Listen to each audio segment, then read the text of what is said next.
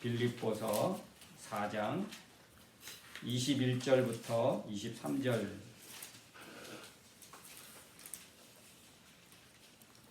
빌립보서 4장 21절부터 23절.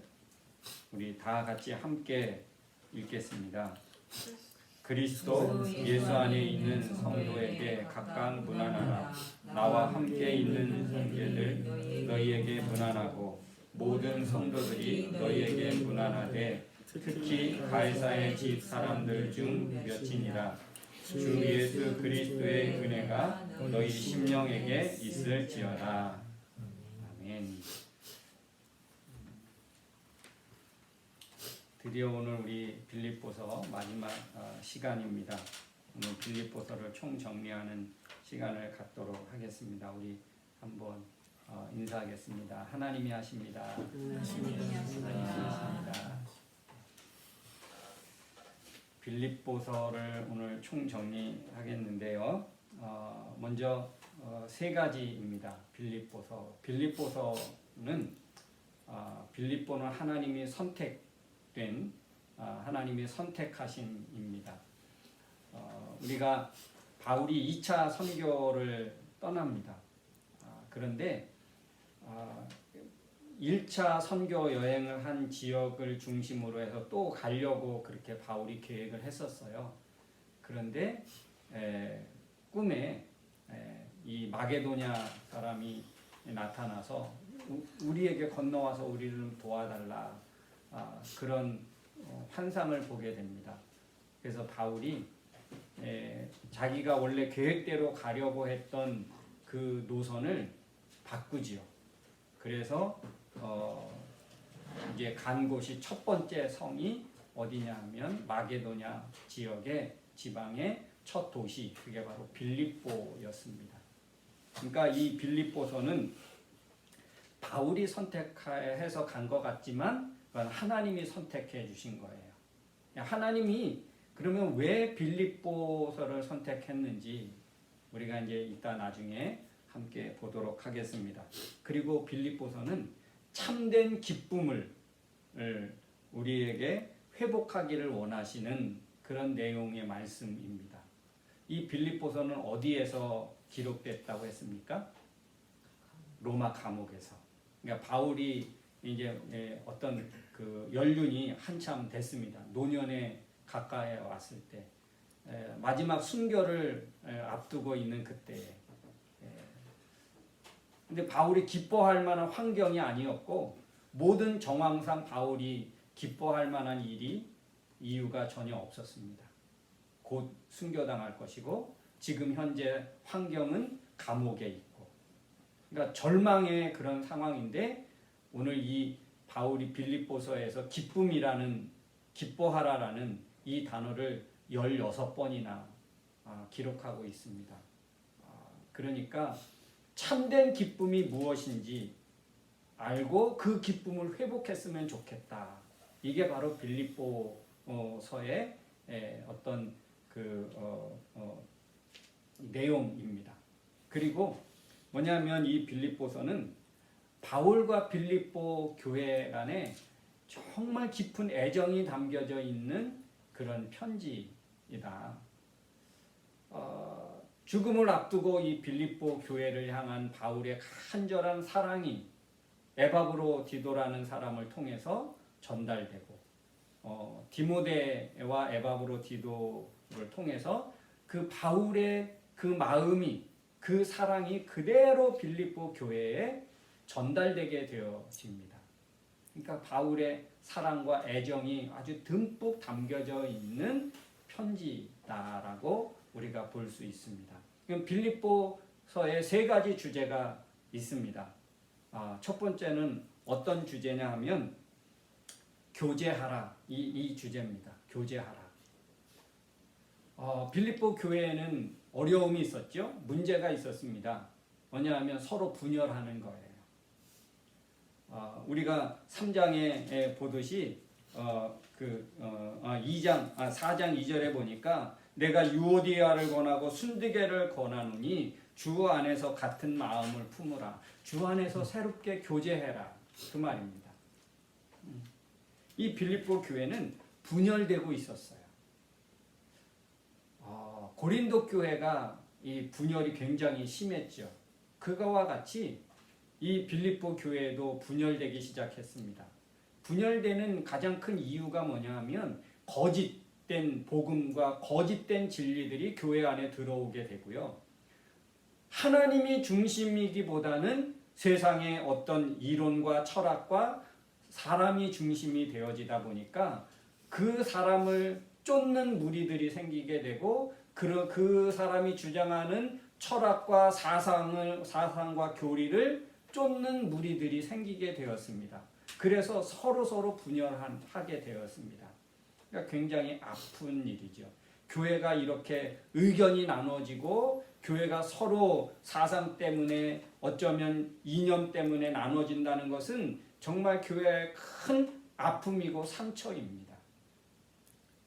그런데 바울은 이 빌립보서를 통해서 제발 복음 안에서 너희가 하나 되라. 복음으로 다시 하나 되어서 교제해라. 이것을 바울이 빌립보서를 통해서 강조하고 있는 것입니다. 오늘날 한국 교회가 분열되고 있고요. 세계의 기독교가 정말 어떤 인본주의 그리고 어떤 세속화되는 것 때문에 교회가 많이 분열되고 더 이상 성장하지 못하는, 더 이상 새로운 재생산이 이루어지지 못하는 그런 안타까운 일 가운데 지금 있습니다. 교회가 다시 복음으로 하나 되어서 교제해야 할 때인 줄로 믿습니다. 우리 교회도 마찬가지예요. 우리 교회는 너무 참 가족 같은 그런 분위기에서 너무 좋지요.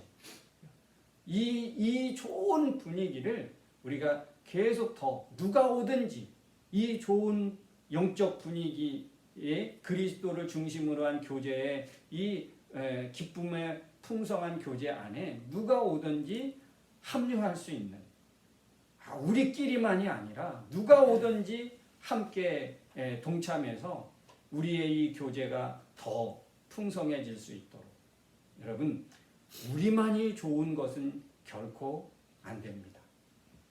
파도 모임을 시작하게 된 이유 중에 하나도 그런 것입니다.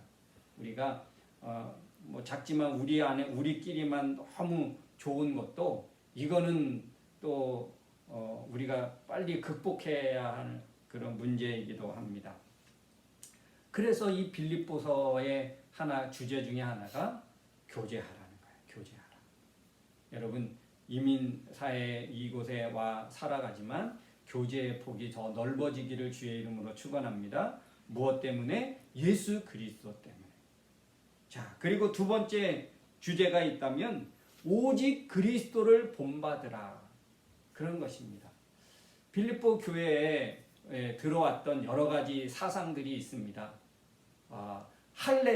할례파, 할례를 강조하고 할례를 주장하는 사람들, 그리고 사람이 주인 되는 그런 모습들, 거짓 율법들이 들어와서 성도들을 이렇게 막 혼란하게 만듭니다. 믿음을 흔들고 복음을 약화시키는 것입니다.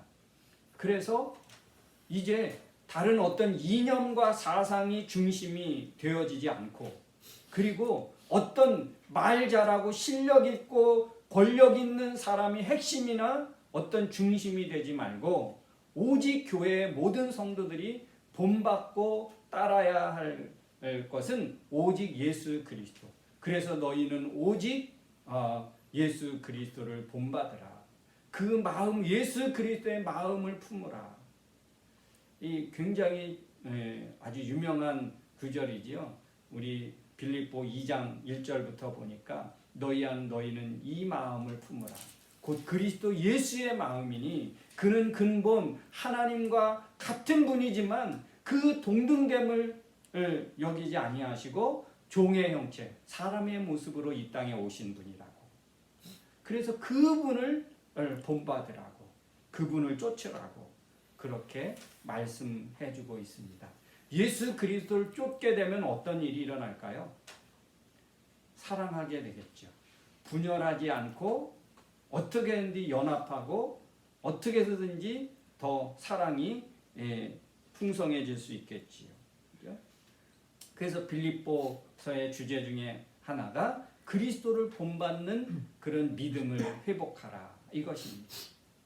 그리고 세 번째 주제는 기뻐하라는 거예요. 기뻐하라. 어디에서 기뻐합니까? 환경과 조건 때문에 기뻐하라는 것이 아닙니다. 기뻐할 수 없는 감옥에서도 바울은 기뻐하고 있는 거예요. 죽음을 언제 맞닥뜨릴지 모르는 그 상황에서도 바울은 기뻐하고 있는 거예요. 내가 다시 말하노니 기뻐하라. 여러분, 주 안에서 예수 그리스도로 말미암아 우리가 기뻐해야 할 줄로 믿습니다. 참 어렵고 힘든 상황을 우리가 지금 만났습니다. 전 세계의 모든 나라의 그런 왕래가 다 멈춰질 정도로 굉장히 어려운 힘든 시기를 지금 맞이했습니다. 감사할 일이 없지요. 기뻐할 일이 별로 없습니다. 그런데 오늘 이 빌립보서는 우리에게 그럼에도 불구하고 환경 때문에 감사할 일이 있고 기뻐할 일이 있어서 기뻐하는 것이 아니라 주 안에서 주님으로 말미암아 기뻐할 수 있다. 그것을 우리에게 여러분 말씀해주고 있는 줄로 믿습니다. 이 빌립보서의 이제 정리가 되셨으리라 믿습니다. 자, 오늘 본문 이제 마지막 우리 끝 인사를 하고 있는데요. 이것을 볼 때 우리가 편지 형식이라고 볼 수 있습니다. 첫 번째 맨 처음에 이제 인사를 하지요. 그리고 맨 마지막에 이제 인사로 문안 인사하는 것으로 안부 인사하는 것으로 끝을 맺습니다. 누가 누구에게 안부 인사를 하고 있습니까?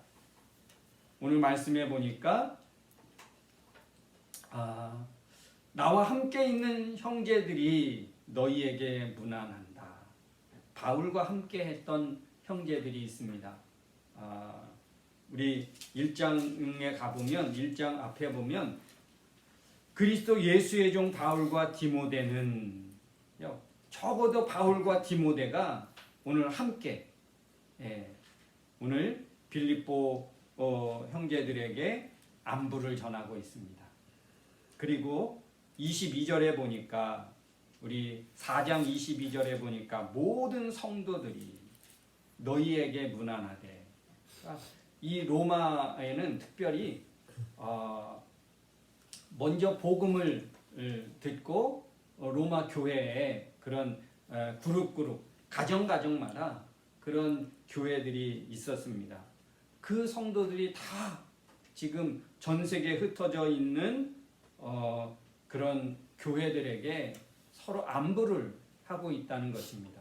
이 안부를 나누고 안부를 전하고 있다는 것, 이것은 하나님을 믿는 믿음의 성도들이 하나 되었다는 것을 우리가 말씀해주고 있고, 이거는 한 형제인 거예요. 그리스도 안에서 다 형제, 자매가 되어졌습니다. 우리 금요일 날 우리가 함께 보았듯이 우리는 주님 안에서 새로운 가족이 되었습니다. 영적 가정이 되었다는 것입니다. 네. 그리고 또 22절 뒷부분에 보니까 모든 성도들이 너희에게 문안하되 특히 가이사의 집 사람들 중 몇이니라. 가이사의 집, 이게 무엇입니까? 황실. 로마 황실 안에 있는 그런 성도들이라는 거예요. 그러면 로마 황실 안에 성도들이 있을 수 있을까요? 누구나 황실 안에서 일을 할 수 없었습니다. 아무나 황실 안에 들어갈 수가 없는 거예요. 황제에게 충성을 맹세한 자만이 황실에서 일을 할 수 있는 그런 사람입니다. 만약에 황제에게 충성할 것을 어기게 되면 어떻게 될까요? 그건 자기 죽음으로 대신하는 거예요. 근데 로마 황제는 곧 누구입니까? 로마 황제는요, 곧 신이에요. 신.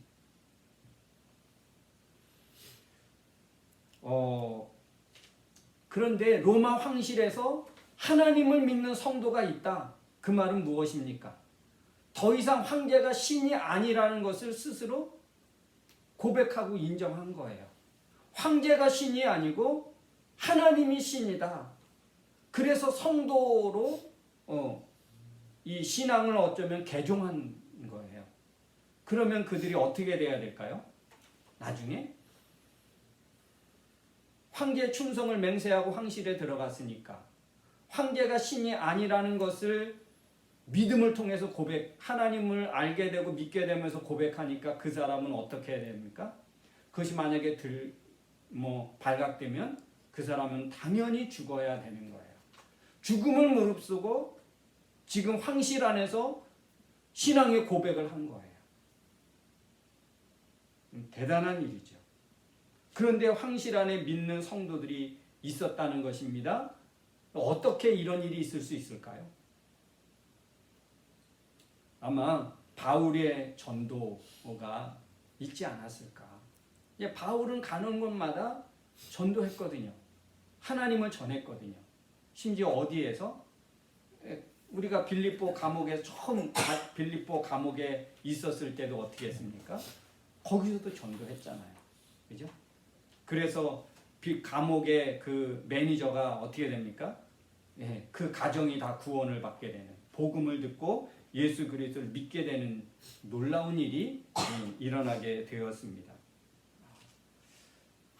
참신, 진짜 신은 하나님밖에 없다라는 고백을 하게 된 것이에요. 믿고 성도가 되게 되었다는 것이지요. 예수 그리스도의 복음이 들어갈 수 없는 그 로마 황실까지 지금 들어가게 되었다는 것입니다.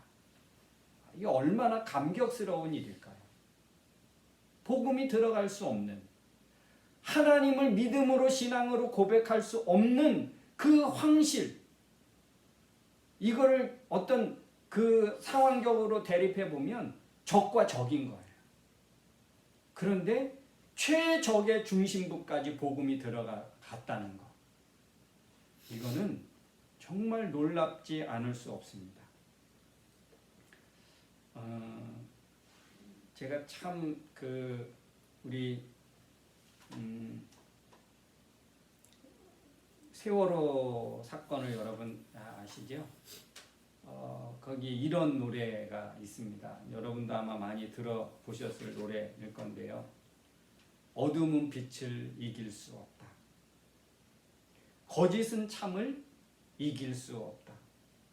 진실은 침몰하지 않는다. 우리는 포기하지 않는다. 저는 이 짧은 4줄의 그 노래말을 보면서 얼마나 감동이 되고 얼마나 정말 정확하구나.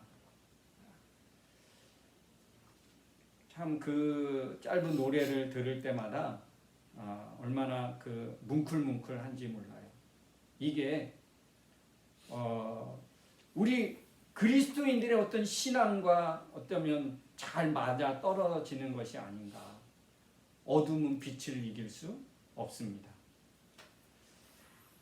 그 어둠을 밝히기 위해서 빛 대신 예수님이 이 세상에 오셨지요. 거짓은 참을 이길 수 없습니다. 진실은 침몰하지 않습니다. 오늘날 드러나지는 그런 모습들을 보면서 정말 진실은 침몰하지 않았구나. 아직 더 밝혀지고 아직도 더 진실이 더 드러나져야 하지만 얼마나 조직적으로 그것이 방해되고 그 진실을 덮으려고 했었는지. 그런데 진실은 침몰하지 않습니다. 반드시 드러나야 되고요. 반드시 처벌될 사람은 처벌되어야 합니다. 그래야 다음에 이런 일이 없거든요. 저는 이 노랫말을 보면서 오늘 빌립보서를 한번 생각해 보았습니다. 황실 안에 복음을 믿는 신앙을 믿는 그리스도인이 그리스도의 형제가 있게 되었다는 이 사실을 보면서 권력은 복음을 이길 수 없구나. 거짓은 진리를 이길 수 없구나. 진리는 사라지지 않는다. 진리는 결코 약해지지 않는다. 진리는 없어지지 않는다. 복음은 어떤 곳이라도 들어간다. 선교는 포기하면 안 된다. 전도는 포기하면 안 된다. 이런 어떤 빌립보 오늘 이 마지막 부분을 보면서 저는 그런 생각을 하게 되었습니다. 성도된 사람들이 또 다른 성도에게 안부를 전하고 있는 거예요. 이 당시에 안부를 묻는다는 것은 어떤 의미냐 하면 지금은 로마 박해 그런 기간에 있습니다. 로마 박해가 시작된 거예요. 그래서 여러분 이 바울이 순교를 당하고요. 베드로가 순교를 당하고요. 믿음의 그 리더들이 많이 순교를 당하게 되어집니다. 기독교의 박해가 시작된 거예요. 이런 때에 안부를 묻는다는 것은 무슨 말일까요? 우리는 나는 당신 편입니다. 나는 당신과 뜻을 같이 하는 사람입니다. 그러니 당신 혼자 아닙니다. 이런 의미를 담고 있는 거예요. 그러니까 이 안부는 무엇일까요? 이 안부는 이거는 최고의 어떤 위로가 될 수 있고 이거는 최고의 어떤 사랑을 어떤 받는 그러한 인사가 되는 거예요. 이 안부 인사를 들은 빌립보 교회는 어땠을까요? 빌립보서 우리 특별히 4장 22절 말씀을 들은 이 빌립보 교회 성도들은 어땠을까요? 아마 굉장히 큰 위로를 얻지 않았을까. 야, 드디어 복음이 황실 안에까지 갔구나. 우리가 바울을 위해서 기도하고 선교 헌금을 보내고 그렇게 했던 것 헛되지 않았구나. 이 빌립보 교회 성도들이 이 안부 인사를 듣고 얼마나 큰 위로를 얻을 수 있었고 얼마나 크게 기뻐했을까. 드디어 황실 안까지 복음이 들어갔구나. 얼마나 감격적인 일인지 모릅니다. 여러분, 이 로마 황실 안까지 복음이 들어갔다는 것은 정말 놀라운 일이 아닐 수 없어요. 여러분 한번 우리 사도행전 16장을 한번 가봅시다. 사도행전 16장 11절 말씀.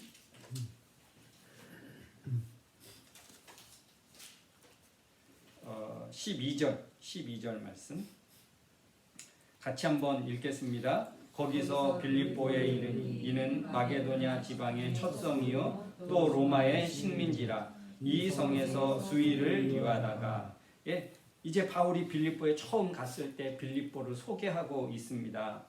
이 빌립보는 로마의 식민지였다라고 말하고 있습니다. 이 로마가 세계 정복을 하게 되어지죠.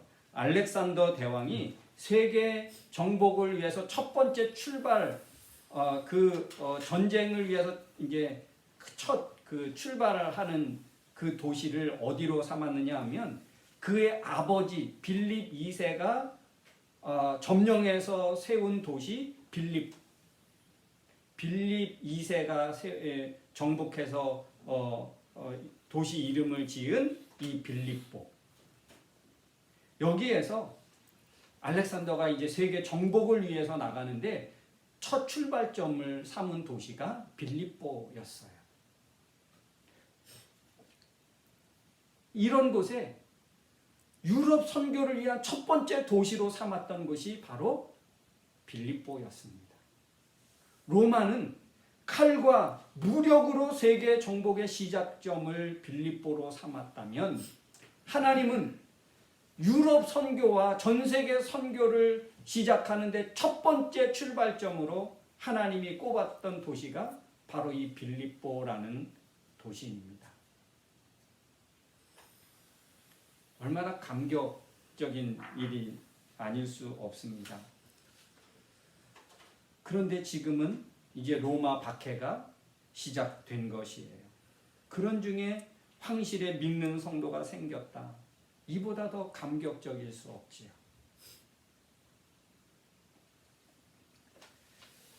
문화는 이 문안 인사보다 더 큰 기쁨과 더 큰 사랑과 더 큰 위로는 없습니다. 빌립보 교회의 큰 기쁨의 소식이 아닐 수 없지요. 모든 믿는 성도들에게도 이보다 더 큰 위로는 아마 없었을 것입니다. 문안보다 더 큰 사랑은 없습니다. 그리스도 우리의 형제들 간에 이거보다 더 큰 그런 사랑은 없습니다. 함께 서로 문안하고 함께 서로 기쁨으로 인사하고 이거는 정말 더 큰 기쁨이 없지요. 가끔 이제 뭐 전 세계는 아니지만 가끔 제가 이렇게 그동안에 뭐 갔던 지역의 사람들에게 이제 가끔 안부 인사가 옵니다. 뭐 한국은 물론이고 또 과테말라 목사님들이나 선교사님들에게 또 성도들에게 이렇게 안부 인사가 오고 그러면 참 얼마나 기쁘고 또 감사한지 몰라요. 이런 부족한 것을 잊지 않고 이렇게 또 안부 인사를 전해오는구나. 그리고 이제 아무래도 한국은 명절이 있잖아요. 그런 때 되면 또 막 이렇게 또 연락이 옵니다. 근데 이게 굉장히 위로가 되더라고요.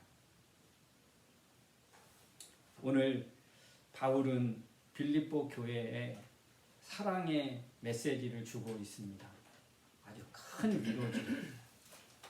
큰 기쁨의 소식과 함께 지금 바울은 문안 인사를 하는 거예요.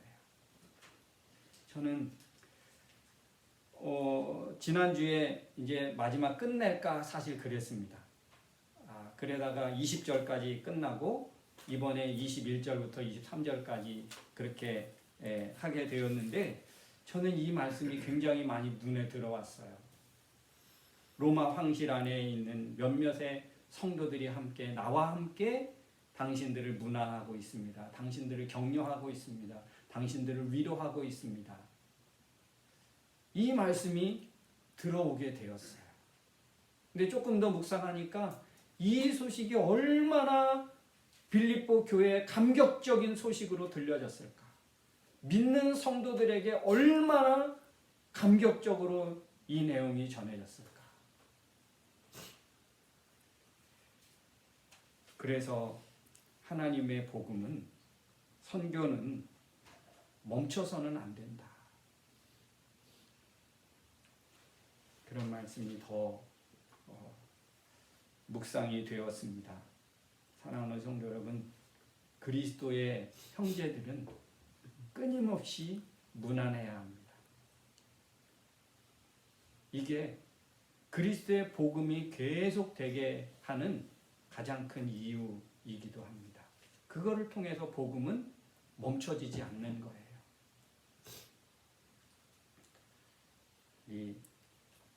늘 서로 문안합시다. 문안해요. 그래야 외롭지 않고 그래야 잘 어떤 어려움도 극복하면서 나가게 되어지는 줄 믿습니다. 문안하는 것보다 더 큰 위로는 없다.